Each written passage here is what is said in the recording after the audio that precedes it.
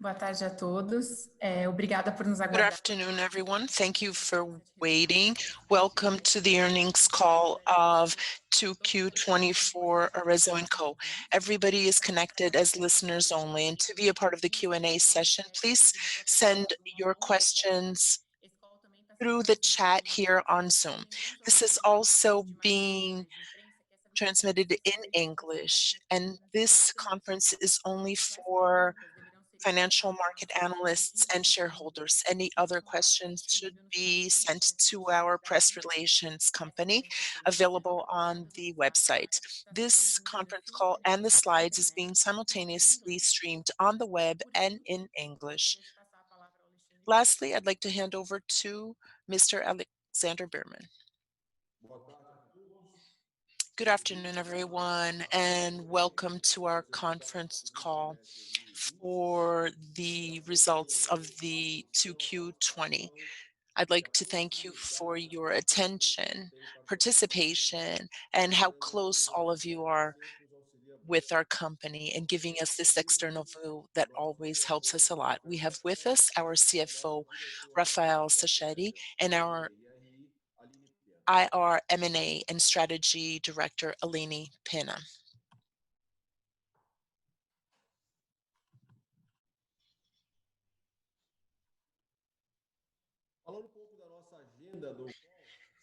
This is our agenda for today's call. After opening remarks, I'll give you some context on the retail market. We'll go into the pillars of action of Arezzo&Co, given this new situation that we are all experiencing. Right after that, I'll hand over to Rafael Sacheti to give us some more in-depth information of the financial results and then the highlights for the month of July. After that, we will open for Q&A as we deem it's the most important part of this event. Imagine how today has been very hectic for everyone. Many companies giving their earnings calls, the references are changing, the bases are changing. So each company has a different way of interpreting the impacts to their business. In a nutshell, I believe it's very important for us to talk about our vision of the future. I'd like to say that we're very happy, if I can say that, with the actions that we have taken. Even though they were harsh and difficult, they enabled our company to quickly resume our revenue levels and even improving our profitability. We are very confident about this year, and I can also strongly state, even in a bold manner, that the impact of this crisis at Arezzo&Co is in the V format. In August, we will achieve 87%. I'll give you more flavor on that later on, further into the presentation, in sell-out in the direct-to-customer channels compared to 2019. And we are bringing in the sell-in for the US operations together, and we expect a growth for August. Now about a more high-level scenario, I'll give you some context of how consumers' habits have changed. And I may be a bit repetitive because I know that many of you are already in tune with all these changes, but I'd like to share with you the main 5 pillars. So consumption is becoming more and more conscious, and that challenges the role of fast fashion.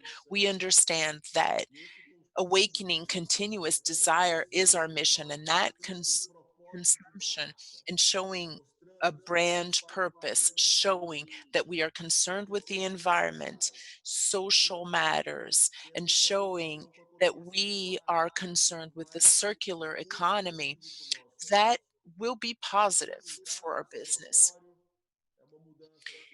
More time at home, and that's very obvious.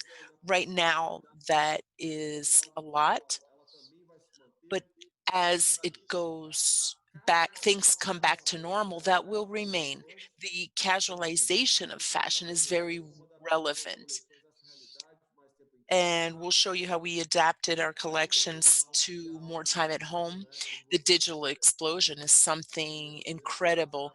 When you have children at home, you can see that cell phones is a part of their body. Everybody lives through screens, and that will change the consumption information habits.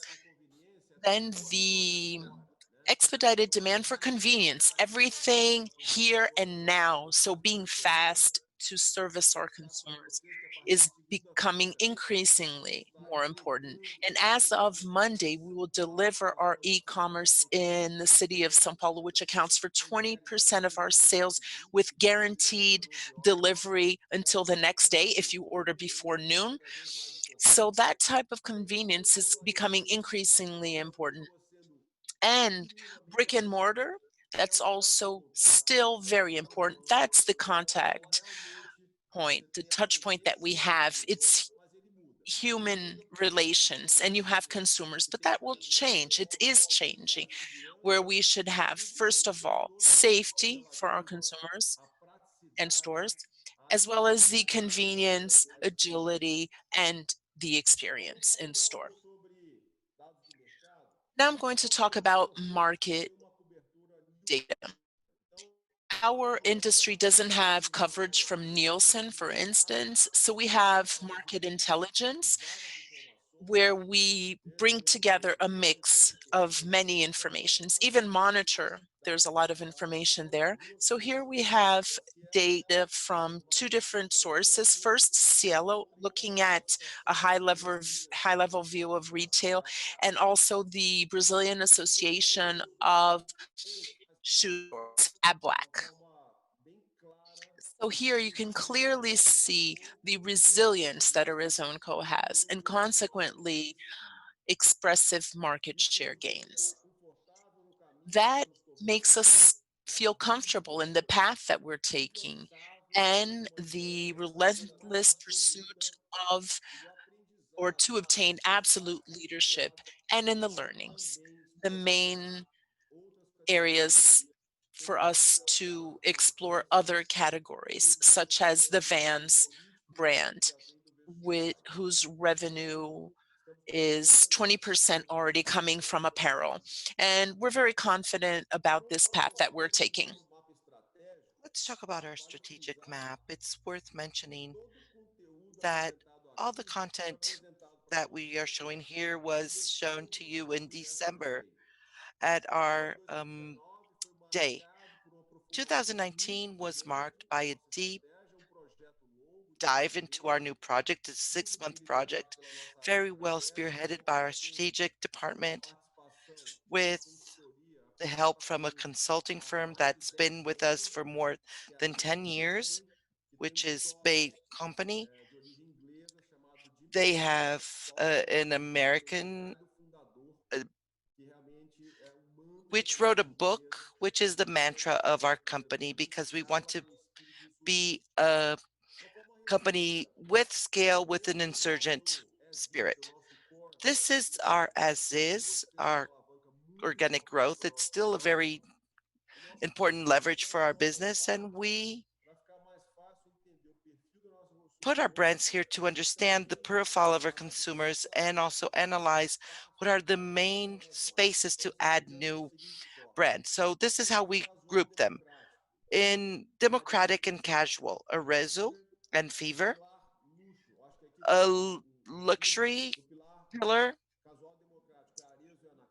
I'm sorry, it's wrong here. It's Arezzo and Anna Capri, Schultz and Alexander Birman in luxury, comfort and flats, Almi and Fever, and looking at action sports, which is lifestyle, and it's very important for our company, Vans.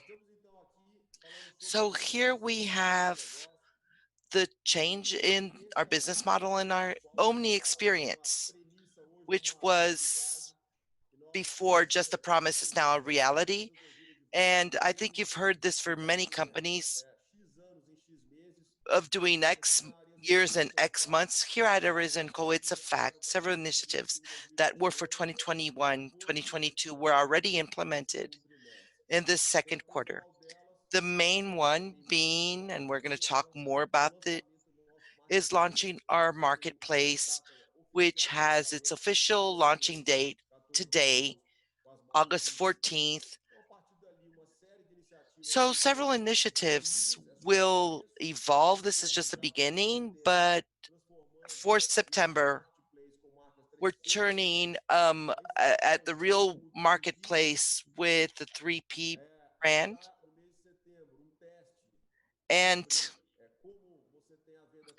this is how we have peer-to-peer sales, circular economy, which will be very appealing. You will be able to use your credit times two to buy a new product, starting with the Arezzo brand, and also speeding up our e-commerce.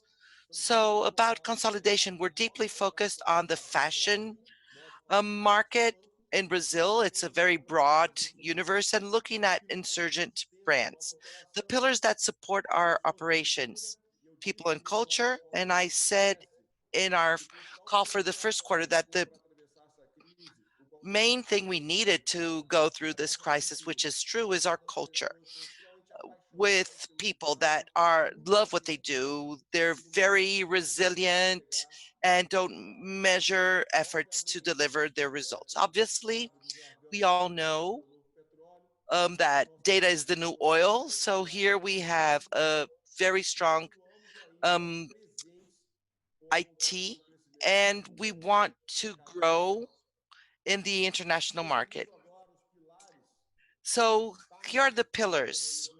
And looking at the 5 months of Arezzo&Co's operations during this pandemic, the first month from March 9th to April 14th, it was a time for awareness and quickly organize the company in a different manner, creating the crisis management committee, implementing all the home office actions. And on April 4th, 15th, we had the opening of our production center in Rio Grande do Sul, which was very important for this speed. We didn't cross our arms. We really did go forward and attack the problem. In May, we're going to see the charts with the sales, and May was very important for our results because of the energy that we placed on it on Mother's Day. And after Mother's Day, now going into the new normal, and from in June, we implemented all the operations that I showed in our strategic planning. And from July 1st on, we had our New Year's Eve party on July 1st, really starting the year on this milestone of doing 6 months. Next 6 months, we couldn't do in the first 6 months. Now going into very important operational pillars that I would like to share with you, which were implemented during this time that I mentioned, becoming the new normal for our company. Great focus on our Rio Grande do Sul departments, not just for the main purpose of our company, which is to develop products, but also to become a digital hub.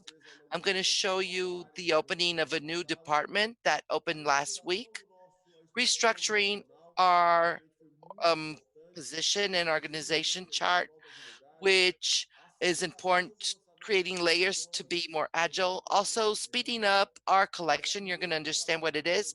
New level of online sales that are extremely relevant, especially in our market. New role of the franchisees becoming digital sales, speeding up the platform, which we will also provide more information for, a new positioning of the pricing of Schultz in the US, now going into much more competitive and broader market with a much greater potential to grow. Focus on new businesses within the fashion universe in the AB segment, expanding also handbags and footwear, implementing a B2B strategy for sales with 100% virtual showrooms, which not only have what we had before, but also very strong video content that engages consumers.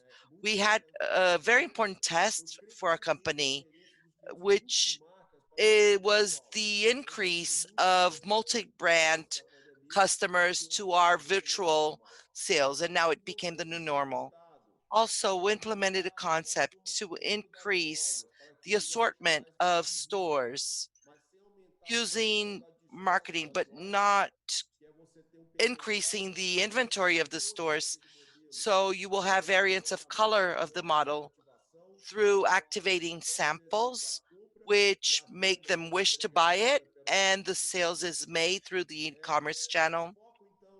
Focus on the core company actions, and also resuming investment in Almi and Fever, uh, so that they can grow as well. And obviously, great focus in our distribution center. Now I'm going to show what actually changed in the new company's mindset, even closer to creating a product and from the conception until delivering into the concept to the consumer. Focus on the sell-in, sell-out calendar to a very dynamic global calendar focusing on e-commerce, large marketing campaigns to activate every 2 weeks new products. So, and also half year actions for branding. So we we will have close to 20 collections per year. Also, inventory to deliver to the stores. The part of the sales is generated on this at the store will be sent to e-commerce. Also having face-to-face salespeople on the floor to have relationship with the customers, both online and at the store. Online is important for our sales. On the B2B side, through trade shows and virtual showrooms on 100% virtual sales, and also launching collections to meet our customers, which took 2 to 3 weeks. Now it takes 3 days, so we can meet more than 1,500 customers. So these are great changes in our digital means, and that came to stay here at Arezzo&Co. This slide is very important. I would like to point out one of the assumptions that we have right now, which is to getting closer to our franchisees and understanding their side, which was highly impacted and impacted our results, but we want to maintain that chain to be sure that our investments and our actions are on the right track and always improving. At the beginning of July, we did a survey with our entire franchisee chain with 75% of adherence. And here we can highlight some very interesting points. Actually, it's 75%. So strengths. That's a characteristic of Arezzo&Co. The fast response, proximity, transparency, training, so you can see the level of the trainings that we had, and close work with leadership. So that's one of our assumptions that worked. Here are some of the words where in the middle we have digital, partnership, agility, communication, proximity. As a final result, we have an engagement level of 4.2 on a scale of 0 to 5. So we're very confident in the adherence from our franchisees, and the measures that we took were very important in that in the second quarter. So now let's talk about innovation. That's one of our assumptions since the beginning, since the foundation of the company. We've been marked by many eras of innovation, and now I'm going to highlight some of the pillars of the moment we're going through right now. So to give you some more flavor, the timing of for collections every 15 days. Here, May and June, we have the dates for all the launches. So we have from launch L1 is launch 1 up to 11. You have the date when it will be launched and when it will be activated in the store. So very short cycles, enabling us to adjust our product mix according to customer adherence and also adjust our volumes according to the new sellouts levels. So on this slide, I'd like to ask you for some patience. I'm going to talk about this data, and you can use the QR codes that can take you straight to brand Instagram. And that shows our ability of having, for the past 45 days, doing so many activations. So what our consumers see are product launches during the pandemic that already have major bestsellers. So you can start off with Arezzo and then Schutz and then Anna Capri, splitting up the space with Almi and Fever. On the bottom, Alexander Bierman and Vans. Vans, we don't manage the sell-in calendar, but we are adhering 100% to their global directions. And here you can see that in the collab the Simpsons cartoon, that was a huge success. So 11 collections. Up to the time being, we had 6. We developed 1,096 new styles. We've already sold 2.5 million pairs and 350,000 bags, where we have 24 million in financial volume. So 1 million pairs and 120,000 bags already delivered. So imagine that these products were created and produced and activated during the pandemic. So when I'm saying that we're in the new normal, that July was a new beginning, the data is here to prove that. The number of replenishments that were already made, that's the main indicator, 20, that generated 130,000 pairs.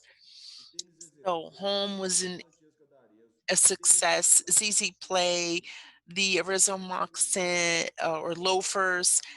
So this shows us that how much confidence we're placing in our future. On this slide, we have more information about the launches that were very coordinated. So you create a product and think of the best way to communicate that, activate it in social media, and quickly get to sales. So we used entry price points for the 3 main brands, as you can see here, the home line that generated sales of 50% in the month. Other ways to activate our sell-in, as I mentioned, not just the electronic showroom that has been around for years, but also video activation on YouTube. You can see that we have Arezzo Summer 2021. That was a studio that was acquired by our company, and that gives life. It gives strong images. That's streamed on YouTube. And on the right, you can see the same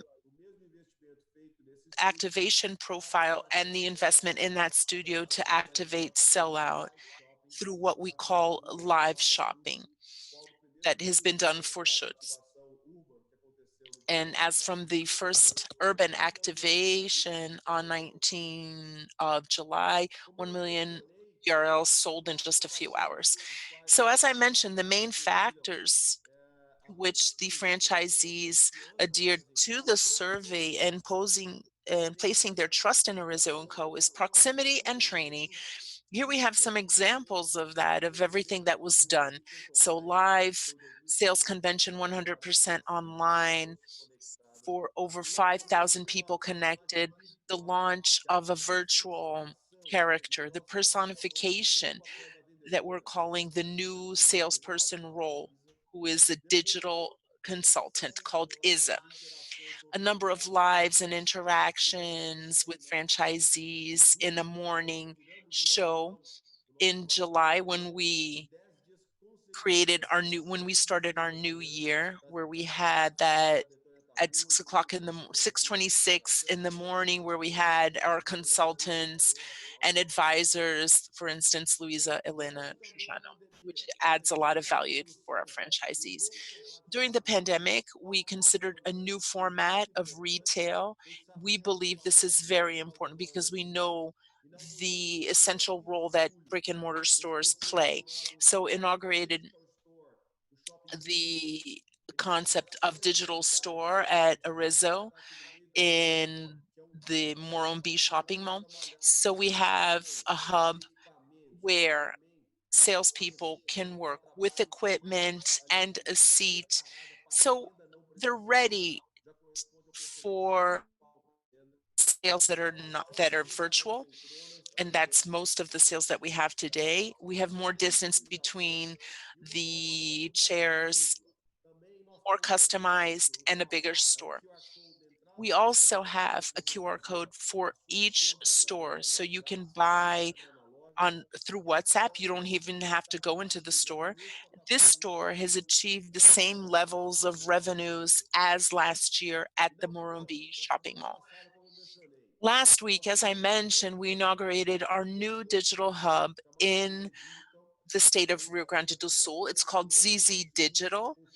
So it's an investment in studios where we're going to have more quality in our images. And another important detail is that all our new products will be introduced in e-commerce with models wearing them and in moving. Today it's static, but and that will change the quality and how our customers see the products. All those investments are made so we can maintain the very high levels of sales that we have in e-commerce. In addition to that, centralizing the brands with logistics and merchandising being centralized so that we have an efficient launch every 15 days. So it's a change in investments that are going to bring in the results. Now, some more flavor about the results. So here we go. A highlight to the average growth greater than 200%. So I learned with my father that percentages could be misleading. So if you have a large percentage of a small base, doesn't give you the final value that's actually relevant. In our case, in addition to being expressive growth percentages, here you can see that the revenues of our e-commerce in April, 45 million, plus 49 in May, 60 in June, July 59, August is getting close to those figures. So we do have a new normal, even though many stores have already reopened, as you can see on the right of the page. So 88% of the stores are already open. The new normal, approximately 55 million a month. And if you consider that for the next 12 months, we're talking about 660 million a year. So it is very strong growth. And I'm absolutely sure that with the number of investments, we could keep that level up.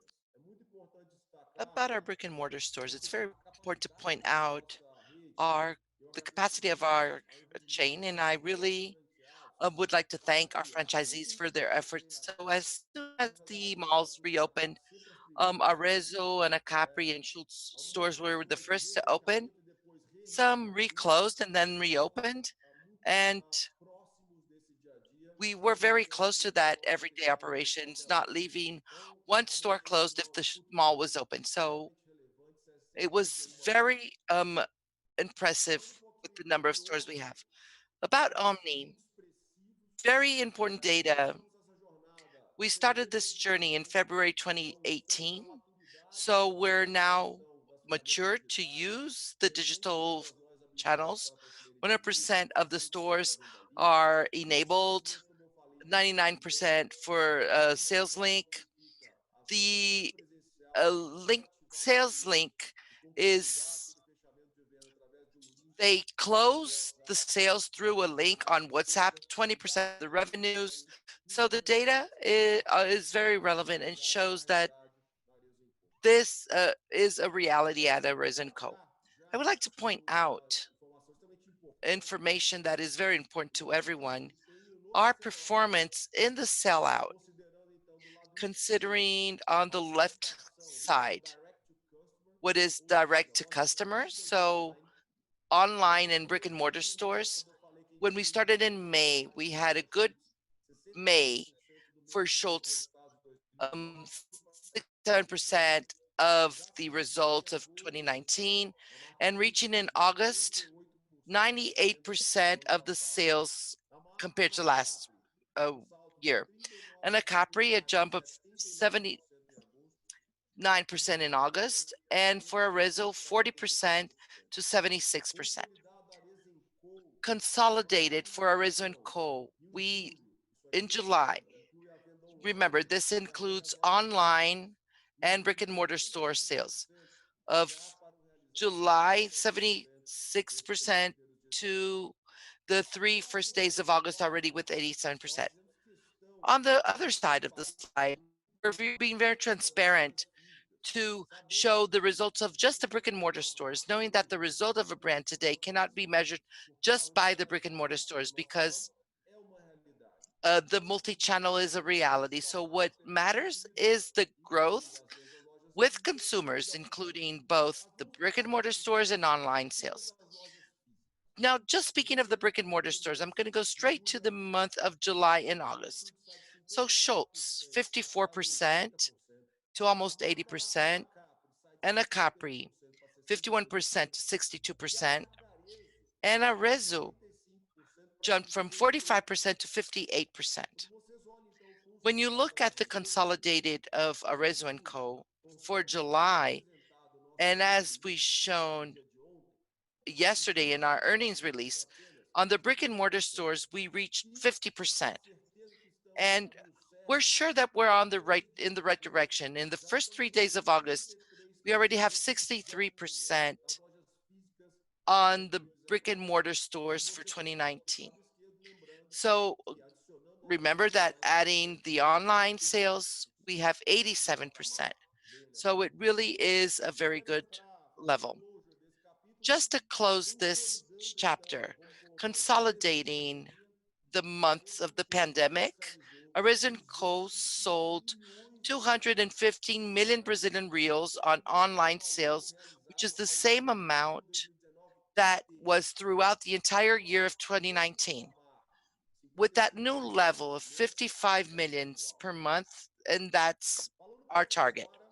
Now, talking about very important operation, and we still highlight and put our efforts in our operations in the US. It was a very important moment that we had to make very difficult decisions, and this is when we have to make these difficult decisions, and they were the right ones for many reasons that I'm going to share. We revisited our growth strategy, which had a target of opening brick and mortar stores, and now today we're going to focus 100% of our growth on the online side. We see this chart that shows the results in the second quarter. We already have 77% of our online sales, and we're great sales at several stores and department stores that have good online operations. New positioning of Schultz going into the contemporary segment. Products that are right below $100, which we had 3 launchings for the sell-in, all virtual, with very good acceptance by our partners, especially at Nordstrom. We tripled our sales. So you're going to see the results that we will have in the next month, especially in October when they will be delivered. So we're very confident in our strategy, reducing our overhead costs, not just by the decision, which was hard to close a few stores, but also reducing our overhead, reducing our showroom so that reduced the fixed cost to a new level. And in August, we will already have positive results because of that. This chart shows in a nutshell the size of the market on each price range and where Schultz will position itself. So around $100, which has a very good addressable market. And Steve Madden is the key brand with the revenue of $1.5 billion. So we're sure that we're growing well and we have the possibility of increasing Schultz. Alexander Bergman will continue at the luxury level and focus on e-commerce and maintaining their flagships at Madison and the Bal Harbour Mall. Now, my last pillar, then I'm going to pass the floor to Sacheti.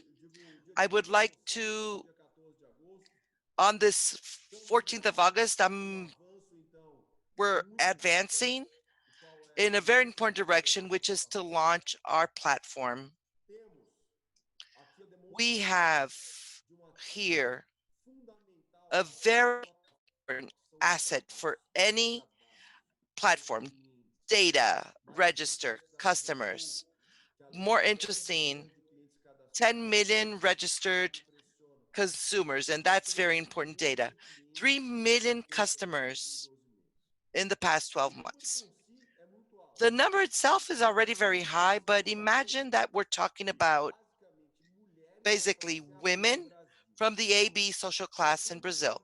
So we have to almost 100% of data from the AB class women in Brazil. This gives us the capacity to operate, as I will show you, together with a shopping experience of our 7 brands. And in 30 days, we will open our marketplace with additional brands from other categories, not just apparel, but also accessories. This will be the first step. Continue going on the in the time direction. We will have other attributes. Our platform is a living being. We have a launching today. This is the official launching. So we have 1P in September. We already confirmed that we will be an actual marketplace. And from then on, new features will be launched clockwise, as you can see here. A platform of content and social connectivity in which we will invest in editorials that will bring relevant information to maintain our customers engaged. We will also launch our super app this year that will offer circular economy, new ways to pay, especially considering routing, and we will use data to customize even more our relationship with our consumers. The next slide, I will show you more data about the ZZ Mall. I would like to invite all of you to access it. On the next slide, we will have an official invite. It's already streaming in air. We are doing some tests with people who are trying it. We will launch 3P with about 10 brands being our partners at the beginning, and also being able to activate these brands with our database with 10 million customers. And in September, we will launch a pilot of resale of the Arezzo brand. So I'm absolutely sure that we will revolutionize the fashion market for classes A and B with curatorship that was never seen before in the supply of our products. So here a presentation of ZZ Mall, the best brands in just one place. So here you can see a video with navigation. You can buy Arezzo, you add it to the cart, and then you can go into Schutz, you can buy a bag, and you can buy something from Arezzo. Then you can go to Vans, and maybe you want to buy something for your husband or for boyfriend, some sneakers. This is one of their classic styles. So you have uh, a slip-on from Arezzo, a bag from Schutz, and sneakers from Vans. And then you can pay and you will receive at home Arezzo, Schutz, and Vans. One-stop shop. Very convenient for our consumers. So this is what it looks like. Here we have the laptop browser version as well as a mobile version.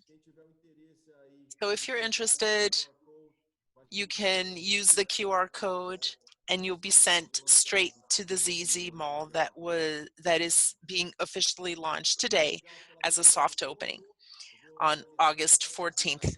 Thank you, everyone. Now I'll hand over to my partner at this time, a person that was paramount for us to get this far with such strong results, Rafael Sacheti.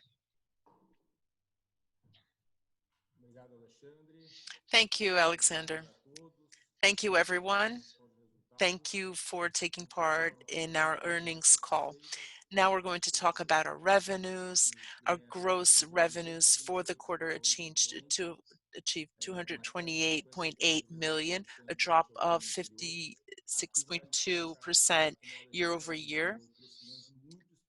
Here we have to mention the expressive growth of e-commerce, 3 times higher than last year, close to 200% in the quarter. It was already performing well in the first quarter, but in the second quarter, we really transformed the e-commerce. Another important point to highlight on the negative side, but on the other hand, a structured negative aspect that was conceived that way. So the sell-in about our franchisees and multi-brands. So the company was considering that when the stores were closing and that closure could be longer than expected. So given that scenario, we decided to not send products, even though the orders were in-house. The decision was to keep these products here and sell these items online so that we didn't overburden our partners and their cash flow. They're very important to our history and they will remain important when our business resumes. Here we have some information in relation to the moment experienced in the stores. We currently have 88% of the chain open, 643 stores in total. And in July, the stores that were open performed 50% of the sales of the previous year. As Alexander mentioned, in August, year to date, we're around 62, 63% of the revenues of 2019 in the brick and mortar stores. So it's we're growingly, increasingly getting back to normal. Moving on to the next chart. On slide 39, our gross revenues are 51.9%, 91 million BRLs, in an increase of 5.1 percentage points. Here, it's worth noting the mix in the channels. So web commerce is where we have a higher performance in gross margin, and therefore that channel mix supported us to achieve a growth in percentage points at this time. On the other hand, the drop in sell-in, the 85.4% of the sell-in in multi-brands and franchisees supports the growth of gross margin as they have a lower gross margin than the direct consumer channels. On the right, we can see the EBITDA for the quarter, and the adjusted EBITDA is 5.6 million BRLs, a drop of 12.4 percentage point, mainly impacted by the revenues, but also a lot of merit and efforts on the company's side to look at its cost in a structured manner, expenses in a structured manner, and have a complete review of the framework and costs, contracts, and expenses during the pandemic, and not just for this moment. We will have a new base of recurring expenses as a result of the restructuring, not only in Brazil, but also in the US. Now on the next slide, we can see the income statement with the financial indicators. A lot of what we've already mentioned, gross profit and EBITDA. So here on the right, we can see how the expenses were structured for the quarter. Sales expenses, logistics, and supply, a reduction of 66.3% of the costs in the US operation, and most of that will see a recurring effect moving forward as a result of the restructuring. As in Brazil, 47.4% of cost reduction, excluding vans, that's not part of the base of comparison, is also a result of the restructuring and reorganization work in expenses. In admin expenses, we have a drop of 34.5% in the period, in the quarter. Now some more visibility. We've created this report, management report, which is also available in the earnings release. And here we have the details of the one-off effects that are part of the results for 2020. To be very thorough, it shows us 77.7 million negative. Here we've separated the Brazilian from the North American operation. So on the left, the North American operation, where the two first items are related to write-offs relating to the stores and the office, the 4 stores that we closed, as we believed in their potential and revenues, but at this time they weren't generating results. Quite on the contrary, the results were negative. And based on our understanding at this time, it would take longer for them to recover, and these losses would be for a longer period of time. So we decided to close those operations as they were generating cash. So item 1 is the write-offs, and the second one are contract terminations. In the US, the contracts are a bit longer, so we had to pay some penalties, and that has an effect on cash. We also had employee terminations, and bad debt and margin provisions that were entered in this quarter, totaling 42.1 million. On the right side, item 1, we have the fund that supports our franchisees at this time during very difficult times in revenues or stores closed. So supporting margin. So connected to meritocracy for the ones that were able to execute their sellout, and bringing in financial support so we could cover part of their margins during the period. As I mentioned before, there was a lot of concern on the company's side in relation to the sustainability of our chain, not only our manufacturers, but also our franchisees and commercial partners. The second line, we have termination costs. In Brazil, it's a bit higher. That's a result of restructuring that's a bit higher as well.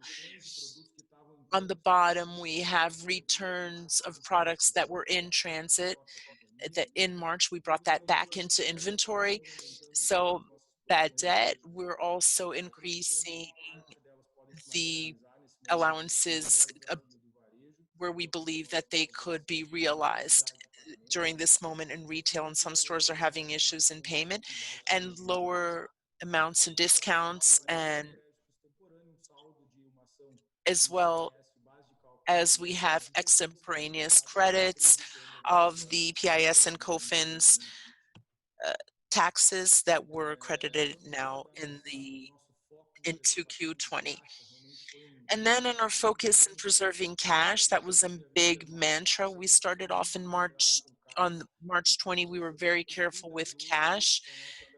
We had to be very careful with cash operations, looking at our partners, but also looking at our business. We started the pandemic on March 20th with about 30 million of positive net cash. We knew we had challenging times in front of us, and we captured debt at a very appealing condition at the time.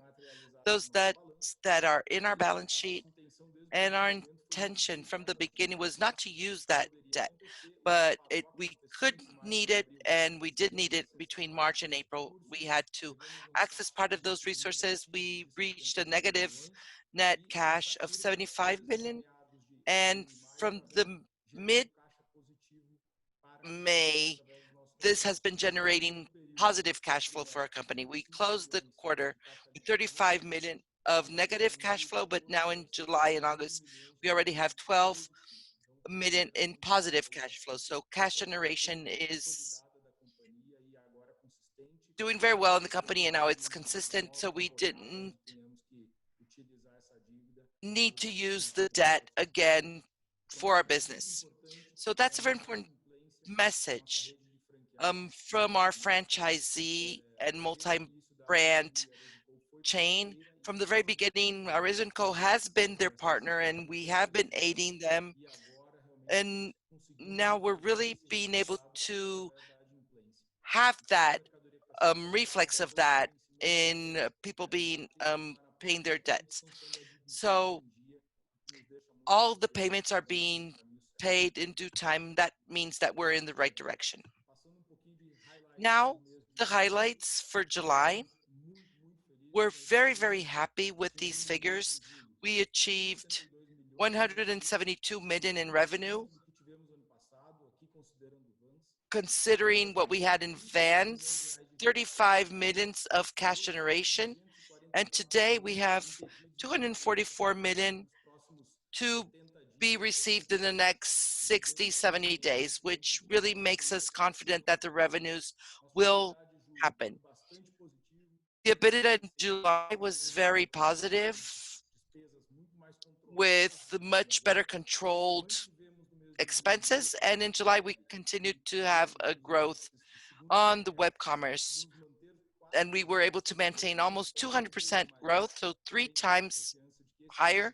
So we're very confident that this is normal, and the revenue and sell-in is already going very well. Thank you very much. And now I would like to open for our Q&A. Please feel free to send your questions that will be through Zoom, and Aline will read them to us.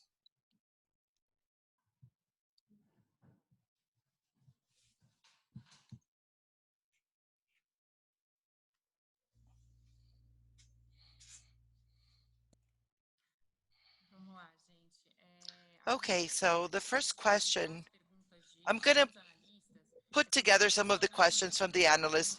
It's for the about the platforms. So Luis Guanais mentioned the potential of ZZ Mall and the resale of used items, and joining that with Santander's question, what is the expectation of or onboarding of third-party brands in the marketplace, and if we're going to approach brands that complement our assortment? Good afternoon, it's Alexandre. Thank you for your questions. I'm sure that with the most important initiatives from our company, starting with the onboarding, we will open 3P with at least 10 brands. We already have 20 in a very advanced stage of negotiations. These brands will complement our assortment, especially focusing on apparel, but also brands that bring experience, which the creatorship of ZZ Mall expects, with accessories, homeware. So it will be a very interesting mix. The potential that we see for circular economy, important data that I have to share with you is that Arezzo and Schultz are one of the top 5 brands that most generate revenue in an important player of the segment. And we're really being highlighted by this pandemic. Arezzo and Schultz are one of the main brands. Our goal, obviously, is to centralize offering the advantage for consumers to sell their products, their secondhand products, at our own websites through the ZZ Mall. They will have a rebate of 100% of the amount for to be used in a new product. So that will be very important as well. And we're developing a retention of these customers in the ZZ Mall environment. So it's something that we think is very important and something we just started. We've been discussing circular economy for some time.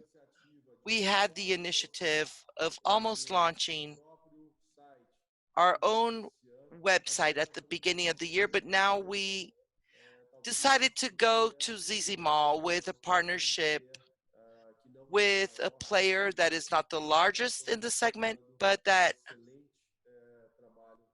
is doing great technological work in the e-commerce segment. Because the segment, the most important issue is to please your customers, is providing a good experience, not just buying the product that is different from what they see in the pictures. So it's something that we really believe, and obviously it's a complementary, an offer that complements um, and not our core operation.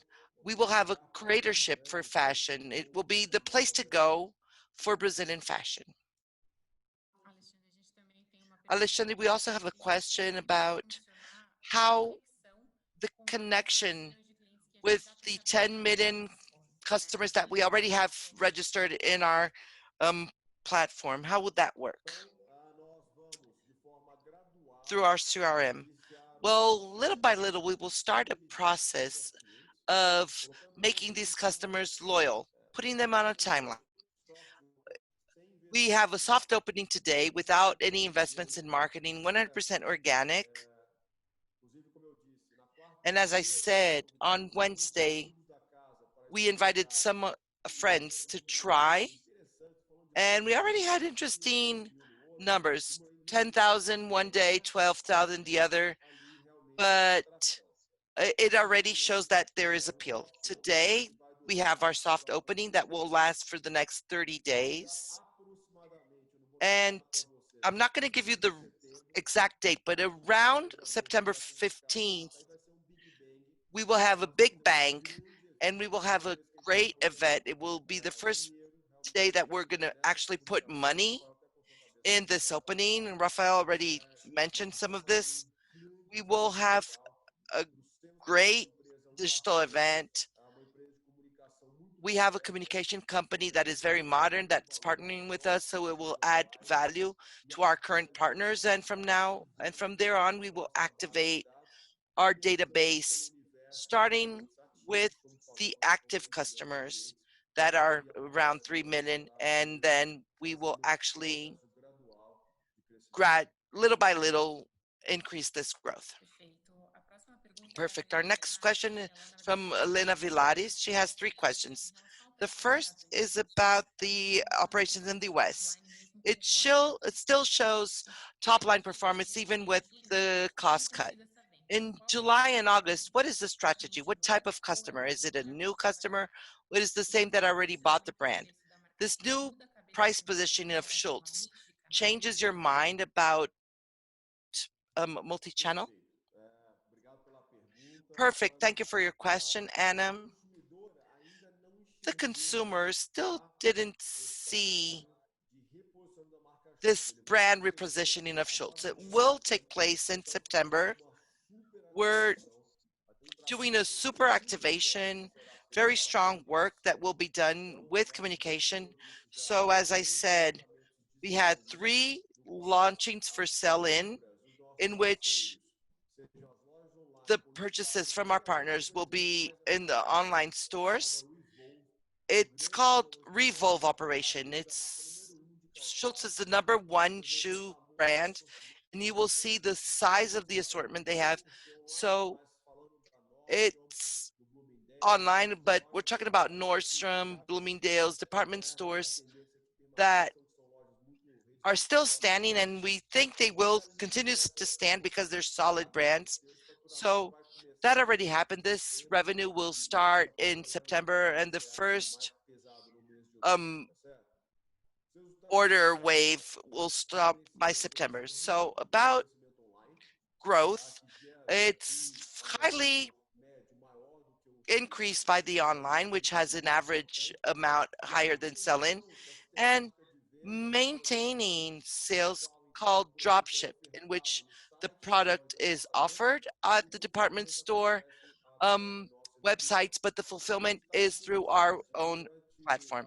It's interesting to say that 30 days in the second quarter, our distribution, which is in New Jersey, was closed. So the options in our American operations are very strong, and that's why we maintain our store in Beverly Hills, which has very strong distribution.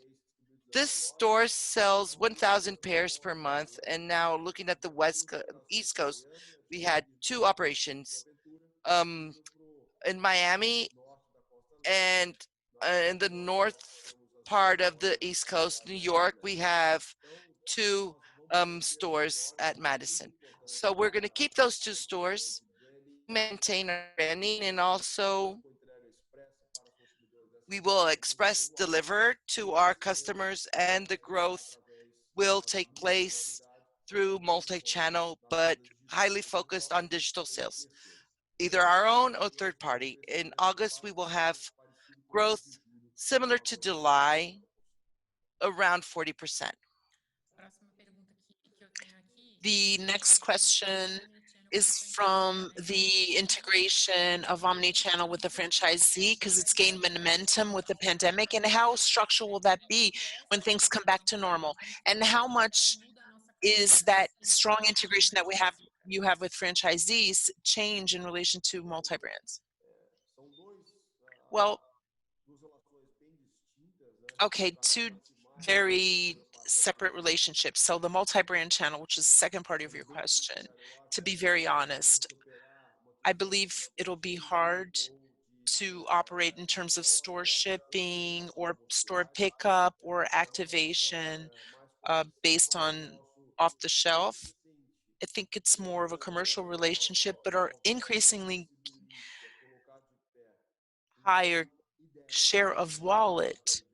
This is idea, there's idea, project, testing, and then rollout. But an idea, right, Eleni, that we've been working on for a while is creating, well, it's a bit complicated. I'm going to try to simplify this.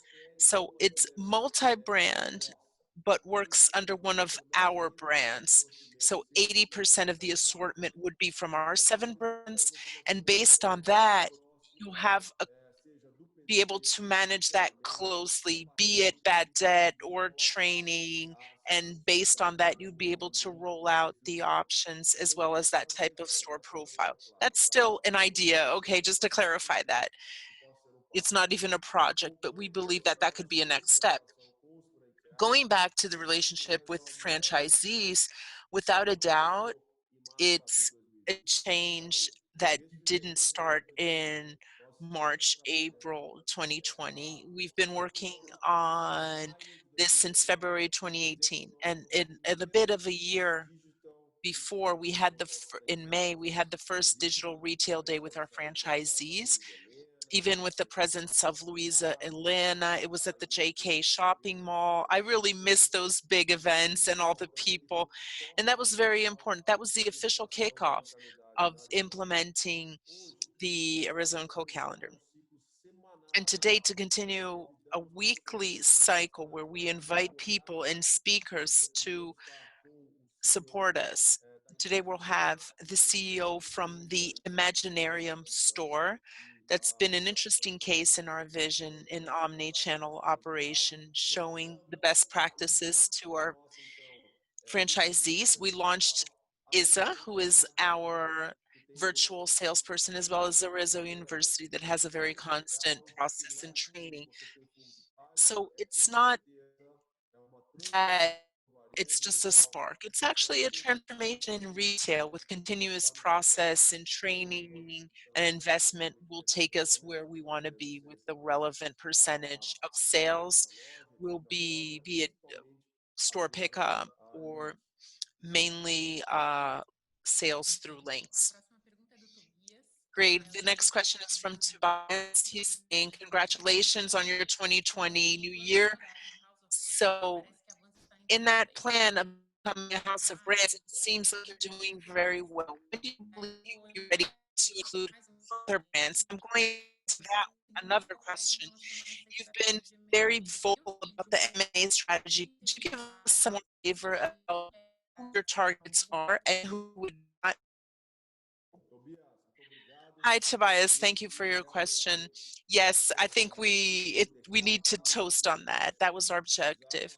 So start off new life on July 1st. So we've seen revenues in July. We've been working strongly on that growth all these 2 quarters. So that makes us very happy. And I'm going to say that our main objective is our team engagement. And we have that very enrooted at Arezzo&Co. And about that other question about our M&A activities, events seems like a big case in our ability to identify a brand that would add value to our business in terms of revenues, new consumers, and because Vans has a lot to add, and we're going to grow a lot in children's shoe wear in Brazil with Vans. So the integration has showed how much we are ready, be it in people. Today, leadership, Vans leadership is a person that was trained in Arezzo&Co. Her name is Maria Sasaki. She started off as a controlling management. She was trained in merchandising in Italy. She worked in merchandising in Schutz and Anna Capri. So she learned all of that. And now she's the Vans director, maintaining the Vans culture in Brazil with people where you take, it's important to bring in that management culture, but keep the people culture. And then the more harder matters, systems, logistics, check. In less than 90 days, SAP was integrated, and in ERP, and and as well as the Omni platform called Hydrus. So Vans growth, even with the pandemic, has been very strong. In the second half this year, it will continue. So that's the question. Yes, we are well prepared. We have good matters being addressed that are ongoing. And we do not want to enter C and D class. That is not a class that we are looking at because we do believe that we know how to operate best in AB in terms of branding and creating value. So that's the only remark that I have. And fashion, that's our core business. You mentioned Vans, and we have a question from Olivia Petronili from JP Morgan. She says that the transition for production was already very relevant in the first half. You increased the local production. Could you give us more flavor about your next with Vans? What changes and streamlining could we expect in operations in the next 6 to 12 months? Yes, Olivia, that was very important. In the second half, our sourcing area, where one of our core is agility to change many products that have been sold in sell-in in the first half and would be produced abroad and imported uh, we switched that to local production, and we believe that 70% of production will already be local in the second half. That's our objective for the next 2 years, and have more flexibility and control of production in addition to improving our gross margins and not being exposed to the FX effect. In addition to that, integrating the stores. So Vans only had 2 stores, brick and mortars, and 2 outlet stores. And during the pandemic, we've inaugurated 3 stores, 2 in the city of Belo Horizonte in the shopping mall, and 1 in the Barra Shopping in Rio. We have 3 stores that we've already signed, so we can expect speeding up the brick and mortar stores of Vans. They are a big hit. We're talking about great sales levels in the stores that were already inaugurated. We'll continue to grow e-commerce. So the Vans leader that we maintained from VF that was operated in São Paulo was already reallocated. So I'd like to thank Luis and all the other people that moved to Campo Bom to strengthen the digital side. And so that's very strong in Vans to guarantee its continuous growth. Those are the main differentials that we could add with Vans in terms of brand and product. VF Global does exceptional work. Our next question are repeated questions, one from Livia and one from Irma Scards from Goldman Sachs. They ask, since the accelerated curve to go migrating to online, what do you think about expansion plans or potential opportunity to um, revisit the number of physical brick and mortar stores?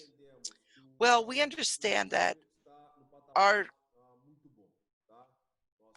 audience right now, customer level is at a very good level. So the operations of Vans, as I mentioned, we have a few to look at an Acapri, which were in the plan, and maybe converting a multi-brand into a Arezzo Light. About Schultz, it's at a level that we think is ideal.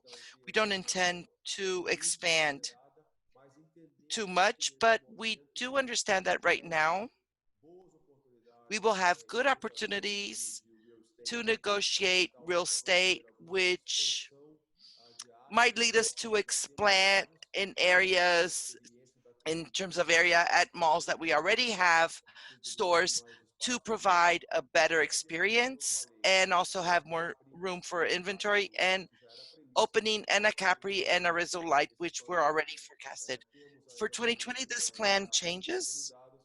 We already have Arezzo and Vans consolidated, but if we do have some opportunities to open after 2021 and through M&A process, there are brands that have low footprint in our capillarity and knowledge of hundreds of sales point in Brazil, allied to the vacancy that is already showing, will be important for Arezzo to open new stores of the brands.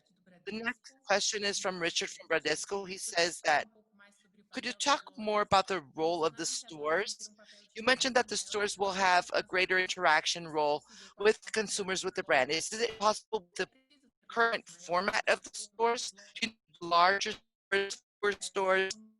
And the economics of these stores will continue to work for the franchisees if they're selling more e-commerce products?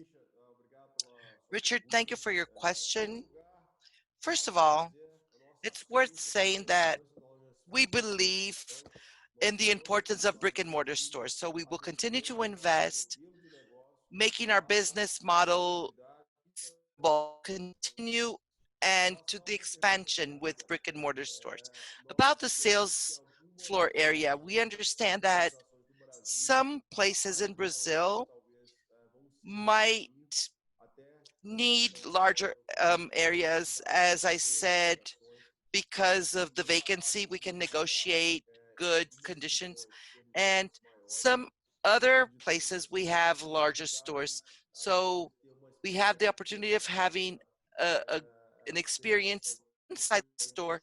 If you're in São Paulo, if you go to the mall, I invite you to go see the Arezzo store at Morumbi Shopping. It was already a large store, but the place is very inviting for a digital experience. We will we have a project to retrofit several Arezzo stores that exist into that new format with low investments. About the economics for the franchisee, today, the percentages that they receive from selling in the infinite shelf are the highest in the market. So they do want to sell by e-commerce, especially if they want to lower inventory, which is what we're doing now. More frequent collections and replenishing faster, so they have a reduced inventory. And on the other side, what we receive in terms of commission with their sales, and we reduced recently that commission, and the franchisees that are doing well with the store pickup are doing well. They're very happy with the important percentage of implementing their revenues. Our next question is from Daniela Kikauer from 11 about the performance in the stores in the malls that they're performing lower than last year. Is that because of the economy right now or because of the restrictions of the mall opening hours? Thank you for your question, Daniela. First of all, I would like to highlight the ramp up process. If you look at the results in June, July, and August, which we already have 63% of the revenue already accomplished. So if we have a progression curve for September and October, we intend to very soon reach the same levels as last year. And we hear a lot in the market of the increase of productivity of the stores, which is the sales in the number of hours the store is open. It did increase a lot, but I don't think that is a figure that we have to focus on. So your question, yes, definitely the restrictions in opening hours, especially here in Sao Paulo. In Rio, they open almost the full hours. So maybe that's the new normal for the malls. From 10 to noon was not good time to open. You had fewer people there, so I think that the malls should open a little bit later. Except for those who have gyms inside. So those hour restrictions really do have a great impact. So we have several stores. Although we have opened 88%, we still have a few that are still closed. And this just does impact our results, even though it's a low number. The next question from Daniela and also others are about the mix of sales in the third quarter. It will be similar to the second quarter, higher sell-out percentage compared to sell-in, or if we'll have some kind of expense dilution and a mix more towards sell-in. Well, definitely the percentage of sell-out and e-commerce accomplished in the second quarter is what we presented. We didn't have any sell-in, only a few spot ones. So in absolute numbers, the for sell-out will be to the second quarter, 65 million per month, but the total of the company would be much higher. So we will have a growth in the sell-in. But it's worth mentioning that the e-commerce sales since August 1st are for new collections. As you've seen, more than 1 million pairs of new models. And I would invite you to access the Instagram of the brands. And this increases the gross margin of e-commerce, which even with the reduction of the weight average, that tends to be higher than the gross margins in the second half. But the growth of the sales will be higher with a lower gross margin. If you already have some kind of operation leverage for these lower expenses in the third quarter, and from SBC mentioned about the online channel. Bruta, com EBITDA de 19 milhões. Ao longo dos meses de agosto e setembro, nós vamos começar a investir mais em marketing, tá certo? Principalmente para o lançamento do Zezemol. Então, talvez essa alavancagem tão forte igual foi no mês de julho não aconteça, mas a gente entende que sim, teremos a capacidade de uma alavancagem. O business core, com certeza, né? Que é a operação de Arezzo&Co na Capri. Mas a empresa é uma empresa que é muito fiel à continuidade dos seus investimentos para o seu crescimento futuro. E os Estados Unidos, que com certeza vai ter uma alavancagem muito grande na nossa margem, porque é uma operação que durante o ano passado teve uma rentabilidade negativa, que afetava substancialmente a rentabilidade da Arezzo&Co. Greatly the profitability of Arezzo&Co, and in this third quarter will operate in the blue, which will help the consolidated numbers of our company.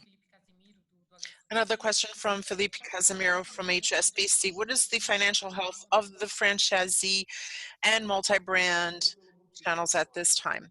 Well, starting off with multi-brand, that's the channel where we've had expressive growth in sell-in, and that is a result of our gain. It's not the market share, it's what we call the share of wallet. So it's growing within those four walls of multi-brand, because our brands, with the launches every 15 days, that's very frequent.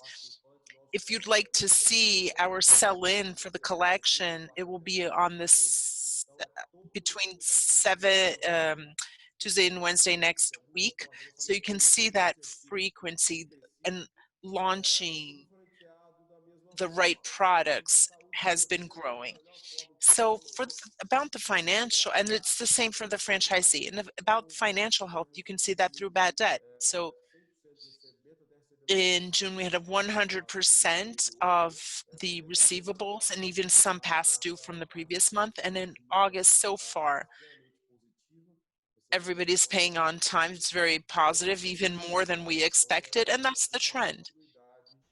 It's a trend of continuity of franchisees paying on time, unless we have a new catastrophe.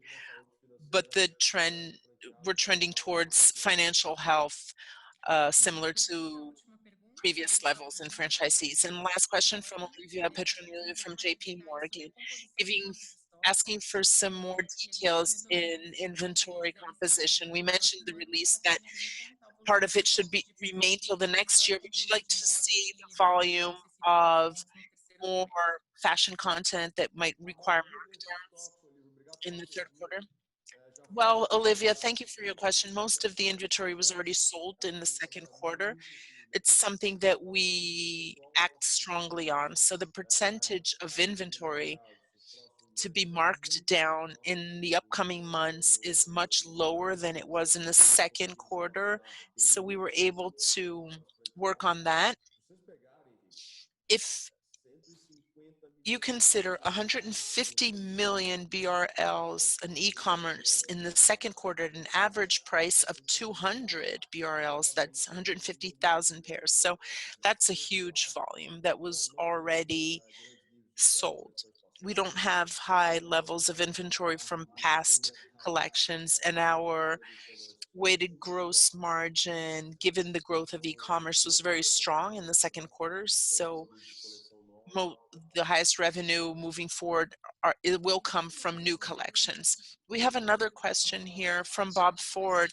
He's asking, Alex, could you talk more about how you're considering licensing new brands in Brazil or the possibility of licensing Schutz or Arezzo internationally. And there's another question here, if we're looking at Europe or Asia. Thank you, Bob, for your questions. Results are very positive. And there's the VF group has other brands where their contracts are ending with other players here in Brazil. Yes, and we are talking to them in terms of licensing other brands. That's one of our assumptions of growth. About licensing Arezzo and Schutz brands in the US, we believe that our own operations have reached an interesting level of revenue and profitability. So it's still not the case. The Arezzo brand, that is still virgin, I'd say, in the US market could be a possibility because the ability to create products and Arezzo is incredible, and there are no players similar to that in the US. And regarding Europe and Asia, the answer is no. We really focus our international growth on the US. We know that there is a better comeback in Europe and Asia, but we need to focus. We already have a very extensive universe to grow, but we're not looking at Europe or Asia. Rafael, would you like to mention anything? Olivia, just about Olivia's question, thank you for your question. We have to consider that the higher inventory, 107 million year over year, is 45 million of inventory of the Vans because of Vans. So it's growing from the others. And Vans has 60% on their core business, the old school, the Era, the slip-on. So those products weren't delivered for wholesale from multi-brand, and they're not marked down, and they will be delivered as from now. We have no further questions.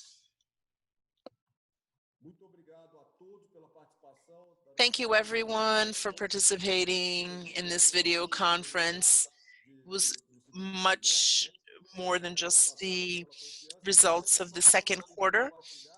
Thank you everyone. And my final message is that in our opinion, the biggest achievement in this pandemic, I hope that everybody is still listening. What I want to share is something very important to us. I'd like to say that pressure creates union. It shows that a company that is a high performer and has a high performing environment, you can attract and engage people even in a scenario that's highly challenging. And here at Arezzo&Co, that is a reality. Based on the survey in July, Arezzo&Co was chosen as one of the great places to work companies with high growth in the engagement levels compared to last year, even in the pandemic scenario. So that shows all the passion, dedication, and commitment that we have, and that's what drives people to wake up even earlier every day and fight this battle every single day. I'd like to congratulate my team and leadership for having conveyed this message about how proud we are to be a part of Arezzo&Co and take that strength and energy to add a lot of value to our society. In our social side and environmental side is very important, and high level governance. So on the way to 2154. Thank you very much. Good afternoon. The Arezzo&Co conference call is now over.